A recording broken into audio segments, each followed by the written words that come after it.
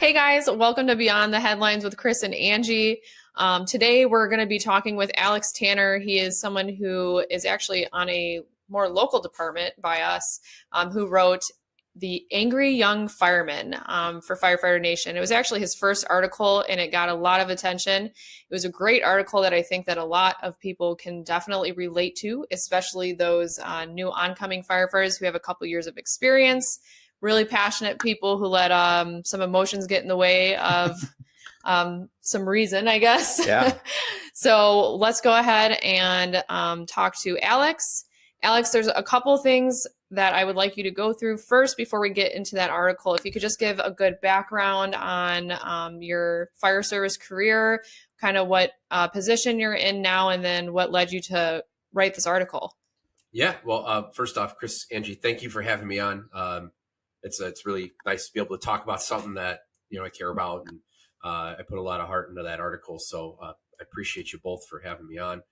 I'm a firefighter for Lake Zurich Fire Department. I started there in 2018.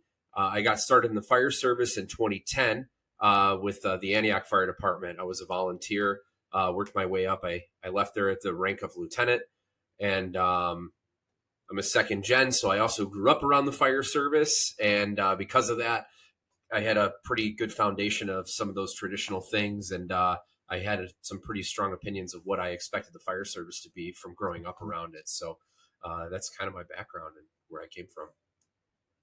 Awesome. What was one of the biggest differences from listening to your family members and then you entering your first department and going to your second department? Is there anything you were like, oh, they duped me? They set you up for any fun failures, or was it a lot of like discovering that it was just a different environment all around, or what were some letdowns that you found initially? I'll say I grew up around it being very, very family oriented. And I don't know if like my current department necessarily lacks in that. It's just different. And I thought everything was lacking in that family. I mean, they played softball every Thursday and we all came down.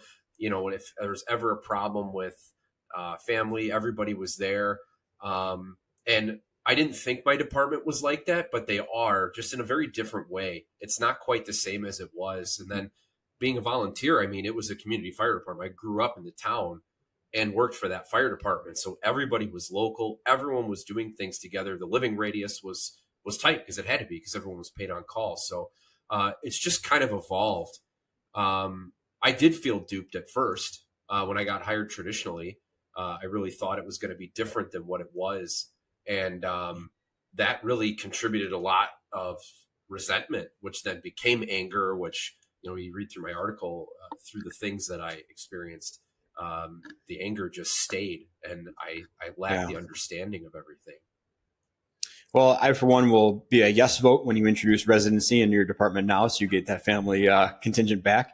We've had conversations with that in my department, too, of residency. And it seems like for every person who says they don't want to live in town or there's a reason to move out of it, there's another one that's like, yeah, but wasn't there some good parts to it? So, man, that's a thing. But a talk for a different day. Yeah.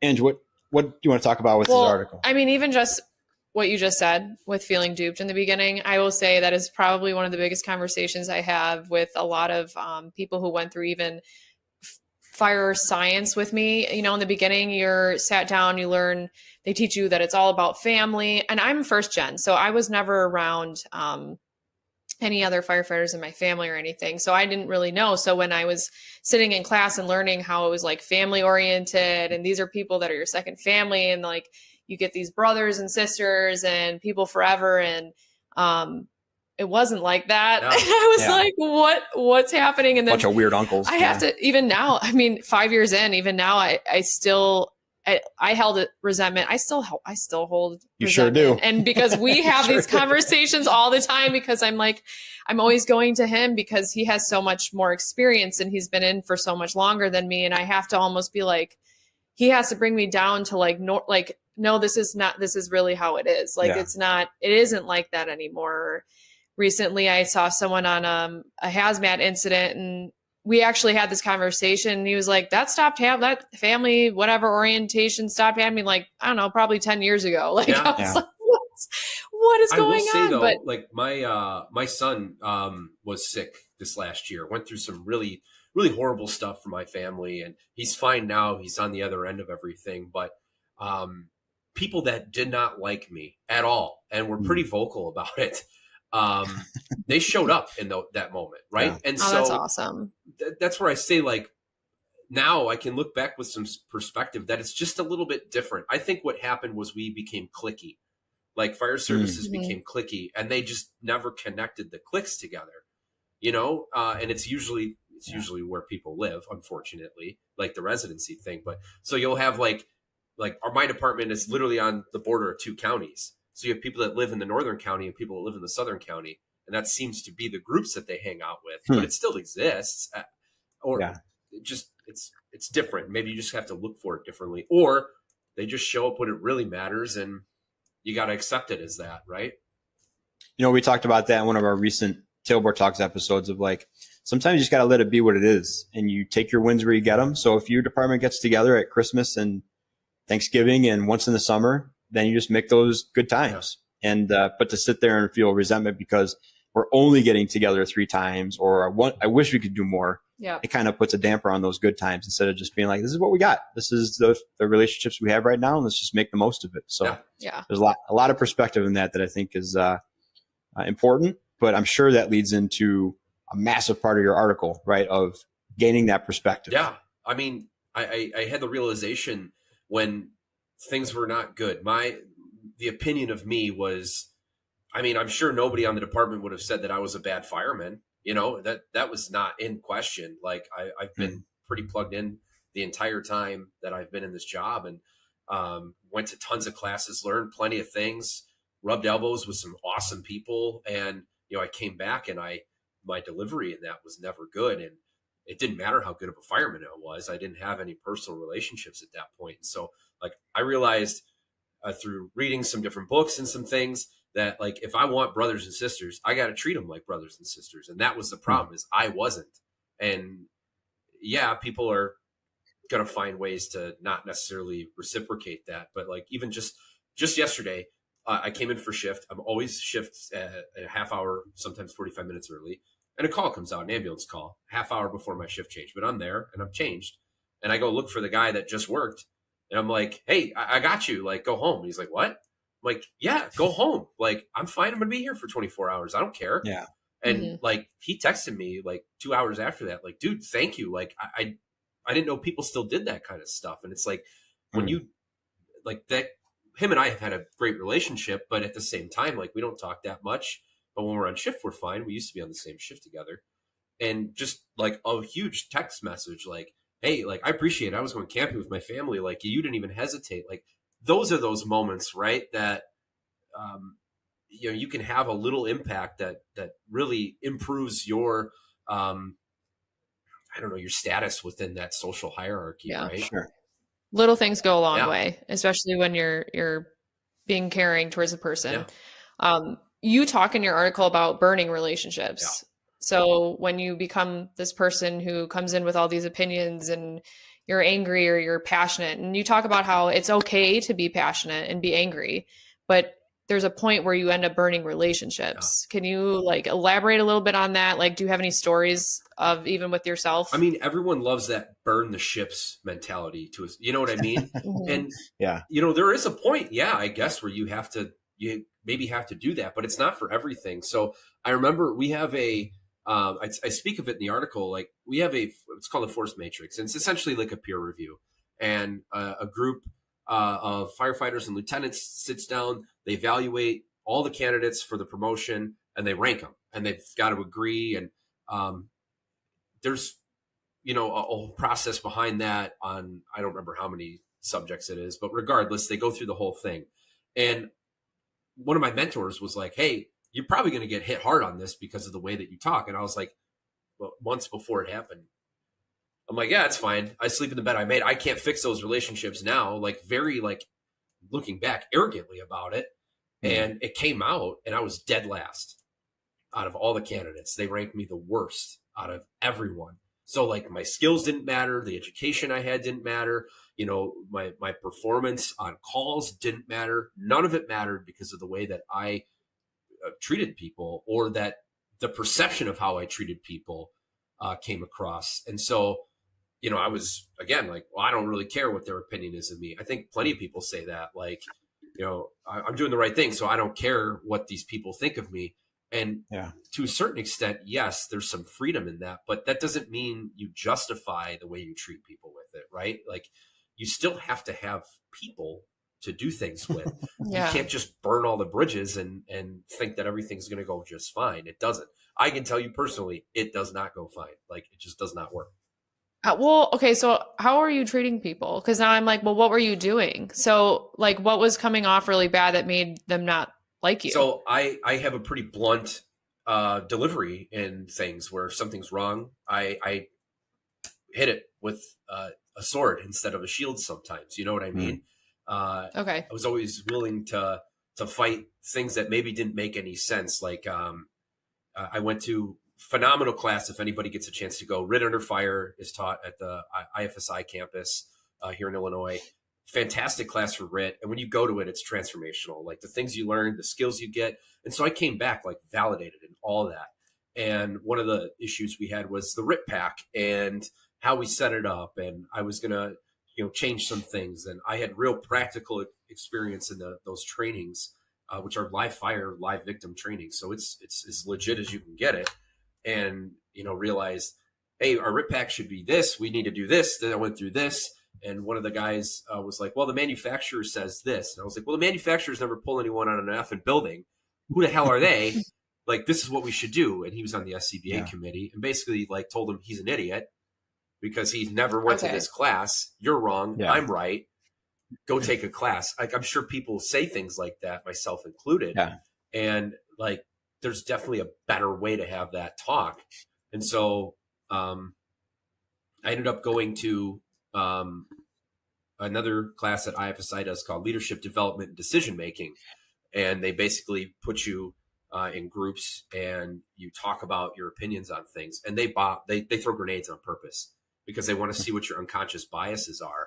And I remember there was another one where it was about driving. It was a scenario about a guy using his cell phone while he was driving. And when I worked for Antioch, one of the guys, a new guy, got in an accident, and two of my friends were in the back of the ambulance. And like, it was a big deal. And like, they were fine, but like, I didn't realize that I had an unconscious bias against it. And so they're going through the scenario and I'm letting it rip. I'm like, F that guy. Like, he's a piece of crap. Like, let's go beat him up and all this stuff. And the instructor turns and goes, well, what? You've never used your cell phone in a car before? Well, and he totally caught me and I couldn't speak. And he's like, you're judging this person. And I'm like, I'm not judging anyone. And the guy sitting next to me in the class turns and he goes, yeah, you are. And I just like floored, like total moment of like, holy crap, I'm a dick. And the instructor just looks at me and he goes, you okay? I'm like, can I restart this entire thing? He's like, no, but I got you. Like he realized that I had that moment. Right. And I don't know, like that whole defiance thing. I'm a middle child. So middle children usually get lost in the mix of things. I think that was a factor.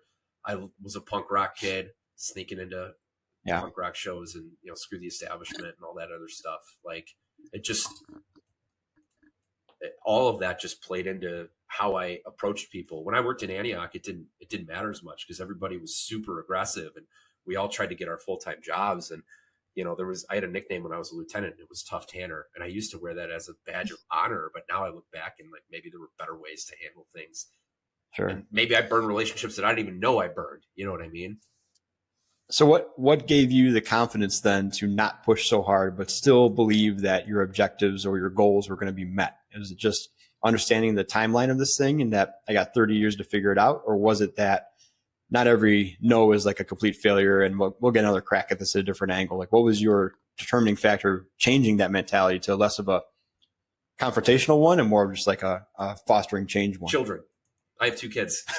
I'm not kidding. That was a huge, like, at least a lot of battles. First domino, right? Like for someone that didn't have a lot of patience, like having 2 kids as young kids, like there is no compromise. But then, outside of that, like I felt alone. Really, like that's what it came down to was there were maybe 2 or 3 people that I had like a relationship with on the organization that felt like really, really tight. And most of my relationships were outside of my organization, which that's great to have that sounding board, but you still have to have it at home.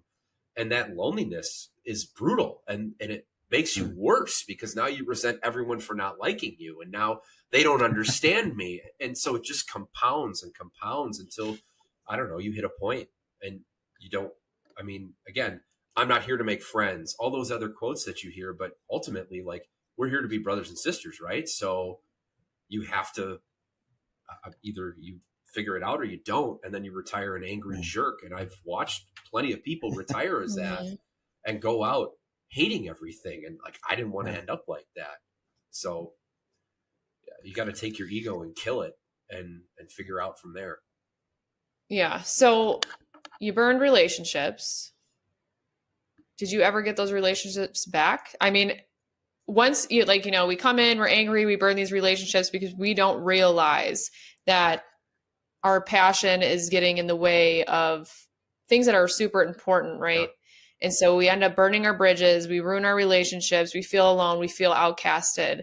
How do we go on to repair those relationships without losing that passion or frustration and just shifting it in a different way? I know that might be two different answers, but I think that this is something that I can I can totally relate to, because I think that I came into as things that didn't make sense. I would maybe ask questions that came off wrong. Like I was. You 100% did. Yeah, probably. Yeah. I mean, because you weren't asking a question. No, probably. Well, no. From a time I'm thinking about it was, but yeah. I know I've had my moments. Yeah. I truly know, like, I've had my moments. I think that everybody coming in, especially after they get the few years of experience, and like the things that even in the beginning you knew were like didn't make sense, and then you're just finally like, I'm off probation, like you're just gonna shoot my shot with all these things. So I mean, how do you repair these relationships? How do you, because you said in your article, having passion, being angry is not necessarily a bad thing. I think it's just maybe how you express it or how you shift it. So if you can explain, if you got relationships back, how did you do that? And how do you shift your passion into sustainable change? So, I mean, it's a work in progress. I definitely don't have all the relationships back, but I notice now that I get asked more things rather than me tell people things, if that makes sense. Like I worked maybe a month, or I don't remember how long ago. And I worked with a lieutenant who were the same age. We went to the fire academy around the same time and all that other stuff. And like, he's kind of quiet and not really sure where he stood with like the whole being into the job fireman thing, and never talked tactics or anything. And I just started talking to people about like things they care about, like very small, like, yeah, he loves fishing. Hey, and he's got a side business where they build lures and stuff, and just asking about that. And then that was a few months ago. And then, like I said, either a month or a week ago, somewhere in that time span, I worked with him again. And all he did was talk to me about tools, fireman stuff the whole time, like while we're driving around in the rig with our headsets on. Like, and I took that as a win, right? Because otherwise, like, people, I think there was a perception that, I thought I knew everything. I didn't care what anybody else thought. And that really wasn't it. I was just, the delivery was bad. And so I took that as a win. I noticed I stopped teaching everything all the time. And that helped because even if I was smart and I knew what I was doing, it was suppressing other people from that same opportunity, which then created resentment back towards me again. And so, like, if I'm off doing some other project and we have like, meetings or whatever, and all the blue shirts are out back finding something to do and they're throwing ladders, I don't jump right up front and teach about ladders, right? I'll go out, I'll do my thing. And then usually they're like, hey, you're pretty smart about this. What do you think about? And then I get my opportunity, right? I think it's figuring out how to regulate yourself a little bit is probably the first step to rebuilding those relationships. Nobody wants to hear you talk all the time. I don't care who you are. So, but I mean, like I said, if you want brothers and sisters, you have to treat them like brothers and sisters. And ultimately that's what makes it happen. If you see everyone as an enemy, then everyone's an enemy. Right. And that's all you'll ever have. So. it takes an incredible amount of restraint to make that change, I'd say too, because you have people who are naturally, I mean, we have people that are on my job that are misconstrued as jerks purely from what you're talking about. Is when they go teach, they see an area to make someone better or impart something that they have, because they go to a ton of courses or a ton of classes and do a ton of training. And the content is always never the problem. It's always like, man, just shut up. Like, we're not turning this into a drill today. Like, this is not becoming like we, unfortunately, he listens to these things, so he'll know what we're talking about. But we pulled up the other day and we're like, everyone's going to throw ladders and do something. And dude, before I knew it, there was ropes coming off the top of the training tower and there was a smoke machine inside. I was like, what is going on here? And he took over this drill. It was fine drill. It all turned out great, but it was like, let's just throw ladders. Let's just chill out and do our job for a second here and walk through this stuff. And man, if that guy's heart isn't in the right place, and if he isn't just a wealth of knowledge, but people take exception to that sometimes. They don't want to feel trampled on or stepped on, or like you're taking over and you're teaching me now. Egos are necessary evil in this thing. And man, that if there was a course or a way to teach that restraint and teach that everything's going to be okay, even if you don't tell them this one thing about the halyard, you make $1 million. But those people probably also wouldn't go to that course, so it's okay. Well, I mean, really, that's it. You got to get whacked in the head a few times for acting like a jerk, and you either figure it out or you don't. Really, that's it. You either make it and turn it all around, or you burn everything the whole way. Yeah. And, like, I didn't want to do that. I realized that I was going down that path, and I'm not perfect. I still am super passionate about the job. I still love going to classes. My knee-jerk reaction with a lot of things is you know what I mean? But yeah, you learn from, screwing it up to kind of pull yourself back a little bit. I don't know if there is a way to teach it other than let people make the mistake, I guess. But I mean, do you, with the knowledge and the experience you have now, do you take it upon yourself to see that guy and be like, hey man, let's reel it back in? So what is that, real quick, what is that, and not confrontation, what does that conversation look like after a drill, after a day, or after the third time they've done this, and you go to them and say, I know you think you're doing the right thing, but let's rap about this a little bit. So we get assigned probies, and I've been a mentor for a couple of them now. And the last one I just had, I mean, he bought into everything, and he paid to go to FDIC out of his own pocket on probation because he wanted to learn and he wanted to do those things. And I saw the same patterns, right? Where he was learning all this stuff. He would come back and he'd get frustrated because people didn't go to those classes. And then that frustration, over time, it erodes your patience, and it becomes this thing where it's like, well, why isn't everybody else understanding this? And basically it was around the time where I was starting to write the article, and I just yanked the leash on him. And this was after he was off probation. And I pulled him up and I was like, listen, you saw what happened to me. Do not do this. And, really, like, I kind of had a similar conversation with a guy that I don't even work with. He works at a neighboring department, and he saw the same thing in me. And, I get dragged kicking and screaming to realize that I'm screwing up. Yeah. So it takes me a little bit of time. It takes me a little to really actually change and understand the stuff. And so him and I, the other firefighter he's a lieutenant, but talked to me about, hey, dude, I did these things when I was young. I told these people to go pound sand. I told them they were dumb to their face, and it didn't do me any favors either. Like, I've learned you got to have an outside, resource to dump all that stuff off on, whether it's, you join a Fools chapter where everybody, can offload those things, or find a group of firefighters that goes to classes that maybe don't work with you so you can get it all out. Because you can't get it out at the station. You have to find another way to get it out. Yeah. No, I mean, I'm learning. I'm learning. I tell you, I'm just sitting here and I'm just like replaying all these things in my head. I'm like, Angie's bridges are like halfway burned right now. So are they? Incredibly passionate, kind of the wrong tone sometimes. It's not heart's on in the purpose. right space. I know, heart's in the right place, but it comes off as it's tough. But I would say that, I mean, I went through a similar path, and I had a similar experience too with the promotion process where I got 1 point out of 10 from the chief, and it was like, but I didn't do all these things. I do these things, and these are positive, and this is that. And He's like, yeah, well, it's your first time testing and you got a lot of work to do. So it's 1 point. Yeah. And then you got a decision to make. That's an inflection point of like, well, obviously the department doesn't value me, so screw these guys. And you regress, or you do the uncomfortable thing and go to the captains and be like, I got 1 point.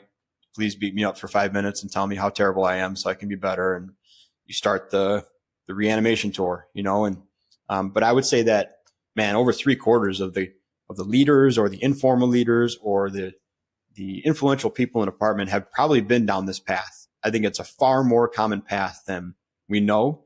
And it's the person who is the Eagle Scout from day one and in it and just the perfect polished student all the way through and supportive and everybody loves them. That's the anomaly. Yeah.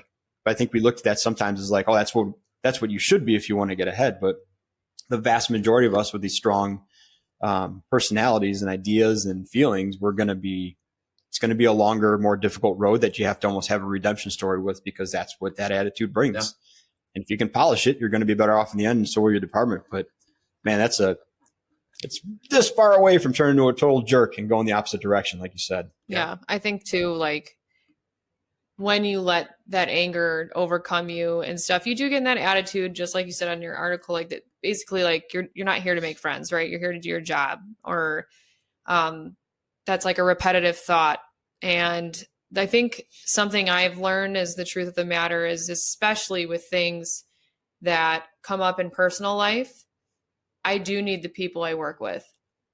I 100% need the people I work with, because if things are going wrong outside of work, my escape is not work anymore. No. That's a very lonely feeling. I have experienced that, feeling outcasted or whatever, but also turning back and doing, well, how much of it my fault? And it's not because of just them. It's how I may put myself out, or, you know, my husband even will call me out on it sometimes. I have to laugh because I was at a hazmat training, and every person coming in would go to every single seat that was not next to me. I had one open seat. There was nothing there. Like everyone's all together, and they all just pull up the seats next to a spot where there's not even a spot. And I was like joking around. I'm like, it's fine. Like, I don't bite or whatever. And my husband goes, well, did you have RBF? And I was like, what do you mean? I was like, did you look approachable? Were you smile? Like, sometimes I forget, and not that I have control of it all the time, but even just facial expressions. People don't realize when you communicate with people, even like our coworkers from day to day, the way your facial expressions are, or, any way you communicate, your tone, everything can come off so wrong. Even if your heart is in the right place and the intention is there, a good intention, and you're not meaning it a certain way, communication is so, so important. And so that's something I'm working on, especially the face. Well, and like we deceive ourselves sometimes into believing like what we're doing is justified, right? Like it's a defense mechanism. It's natural. So like you'll say, like, I'm just going to be really good at my job so I can go home to my family. And like, if that guy's not really good at their job, then they're going to prevent me from going home to my family. So I need to make sure that they're as good as they can be all the time. Like, that's not necessarily like a warped view, but you can't come up and be like, you suck and I don't want to die because of you. And like, right.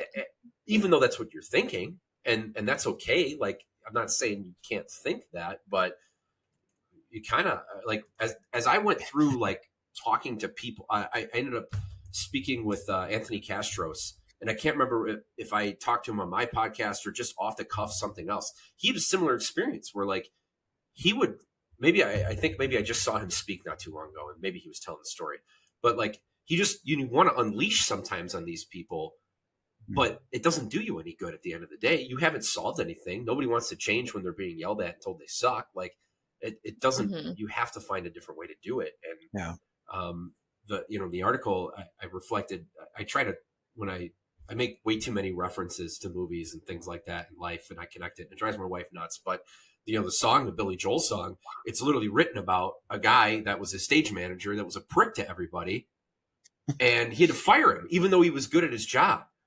Like, he managed everything well, but nobody liked him and nobody could work for him, and it made every time they went on tour, it made it horrible. And like eventually he was like, get out of here, you're not good to the team, even though you're good at what you're doing. And like, Yeah. That's a direct relation to what we do, right? Too much damage at that point. So maybe you can, as we kind of wrap this thing up here, a little bit of hope, right? And Angie and I have talked about this before on our show about how uncomfortable it is to turn over that leaf and stop being the negative person, but also how ready everyone else is for you to stop being that person, and how you might feel like, oh, I'm this character now. I have to maintain this thing I've built. And if I flip on it now, they're going to see me as weak or fake or whatever. But everybody's literally sitting there waiting for you not to be a jerk. And as soon as you're not, they're like, oh, dude, welcome back. Like, we're so happy to have you back here. So maybe you can just speak on that quickly about they're ready for you to stop being the jerk as soon as you are. Yeah. I mean, dude, your words, not mine, but yeah, I mean, you're straight up right. Like I feel like they do not necessarily open arms everybody right away, but they just don't want to work with a jerk, right? Nobody wants to work with a jerk. And so they'd welcome that, and it's very similar to what I wrote at the end of my article, right? About like anarchy versus actually like doing something. Like at some point you've got to become the group. At some point you've got to become what they need. Right. And you could still be into all this stuff, but I joked about I'm a 90s kid. So the movie Heavyweights, right? Where, the kids all go buck wild and they eat all the ice cream and stuff. And then the next morning, the camp counselor comes out and he's like, we all need to get it together. Like, we're the problem. This was horrible. And it's in that same, thought process. Like, all right, now it's time to grow up and move forward. And now those relationships come. And yeah, I think people they either want you gone or they want you part of the herd. That doesn't mean that you lose sight of your values. Doesn't mean you lose sight of the things that you're passionate about, but you have to shift the way you do it. You have to be a little more wise in the way that you have conversations, learn to walk away sometimes from things like, and it's an ongoing lesson. I'm not perfect with that. I guarantee if I hope that, my brothers in my department either read or listen to this and see like that I have perspective change, but I know that that's not the reality, right? There's still going to be people that will hold a grudge forever. And it is what it is to a certain extent with that, right? But at least if you can kind of capture some people and then maybe that spreads a little bit more and then your name's not mud anymore, then the things that you are passionate about, they'll come to you. Let them come to you, right? And really, I think that ultimately that's a long game, but you can win eventually. Yeah. I think that's a great way to wrap it up, man. That was a really good statement there and really well put. And man, is there anything, I wouldn't add anything else. I think that was great. Was there anything you want to leave the people with? No, I thank you guys for letting me talk about it. And it was fun to write. And yeah, thank you. Awesome. Keep writing. It was great. So give us the full title of it again. And it was just published a month or two ago. We're trying to stay pretty recent. It was published in May. Yeah. So a month ago. Yeah. A month and a half ago. It's The Angry Young Fireman, which it plays on the Billy Joel song, The Angry Young Man. That's what the title comes from. So listen to the song if you haven't, because when you hear the lyrics. Yeah, I was going to say I have to go listen to it now. You're going to listen to the lyrics and you're going to be like, oh. Like, whoa. All right, man. Well, thank you again. Thank you. It was awesome. Go check out Alex's article on firefighterNation.com. Like you said, it's The Angry Young Fireman. And I'm sure we'll be seeing more from you. It seems like you hit the ground running with this article, and I'm sure there's more in the tank. So we appreciate you throwing that out there and can't wait to see what's next for you. Yeah, I'll shamelessly plug to Outlier Firefighters is my Facebook page, and then I do a podcast. I backed off a little with kids and stuff, but I try to do at least one a month. So awesome, dude. We'll definitely be tuning into that and check those out. And that's a wrap. That's appreciate it. That's it, man. Thanks. Thank you, guys.